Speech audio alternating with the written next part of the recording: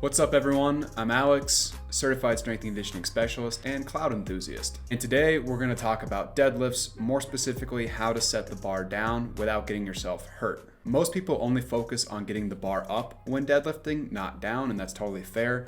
You've probably never been asked how much weight you can lower, just how much weight you can lift, bruh. But you are just as likely to get hurt setting the bar down as you are picking it up. After all, it's the exact same movement, just in reverse. And while the deadlift is incredible for building the strength and the habits to keep your lower back safe, that's only if the deadlift is done correctly. So let's make sure deadlifts are keeping our lower back healthy, not injuring it, and we'll do that by keeping two things in mind as we lower the bar.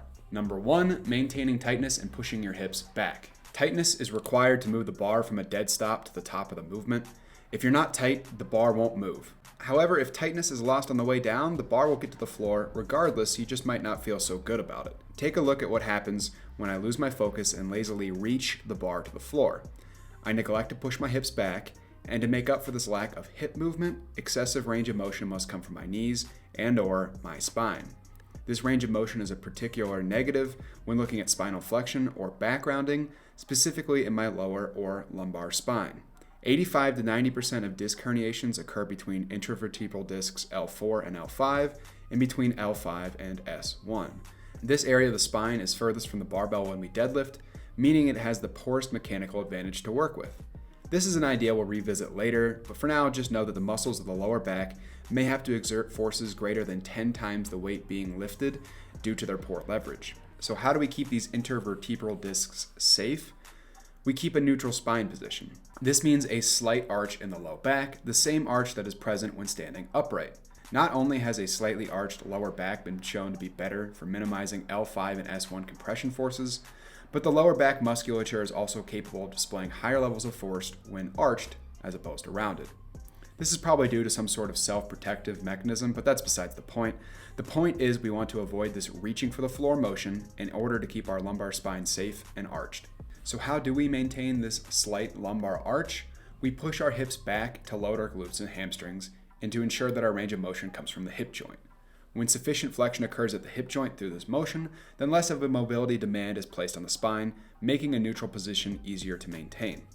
Picture there is a wall about a foot behind your butt. As you go down, push your ass backwards in an effort to hit that imaginary wall. As your hips travel back, the bar will travel down and your spine will stay locked in a safe position.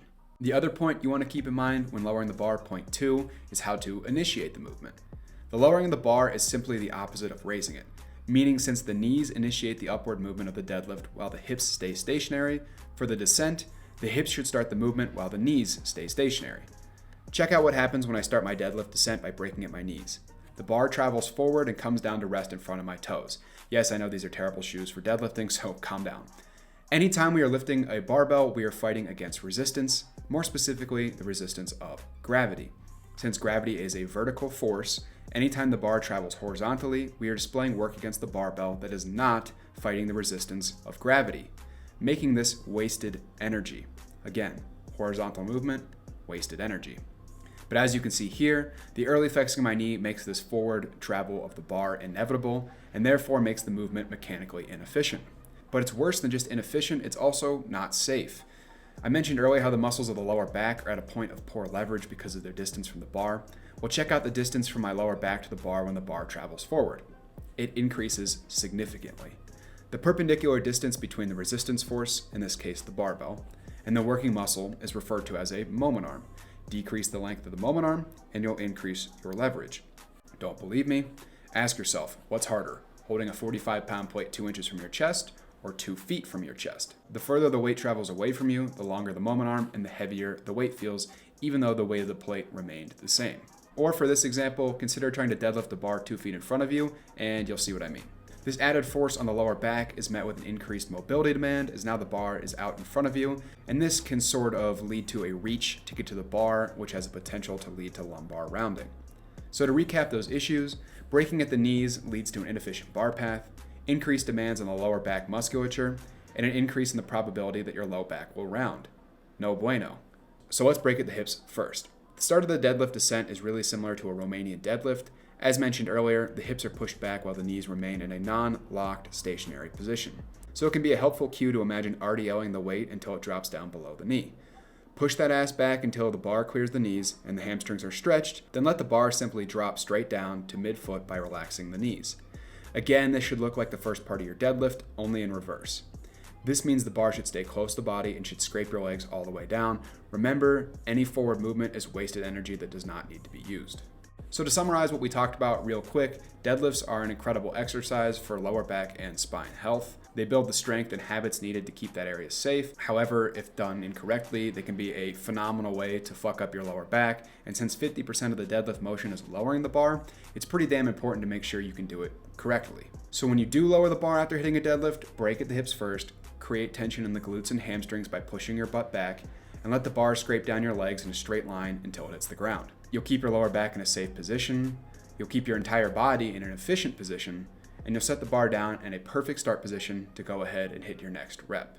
That's all I got, guys. First YouTube video. Really appreciate you tuning in, listening to me talk about the deadlift descent. Thank you to my Patreons for supporting me. I'm going to scroll their names up on the screen. You guys are awesome. They gain access to 5 different workout programs I have written and demonstrated all out on the Patreon platform, as well as an exclusive podcast, some exclusive content, obviously credit at the end of my YouTube videos and some of my posts. So if you want to join them, I'll leave a link in the description for you to check that out. If you have a suggestion for a video you want to see, drop it in the comments, talk to me, let me know what you thought about this video. I like to hear from you guys, and I appreciate you guys stopping by. I'll talk to you next time we have a YouTube video.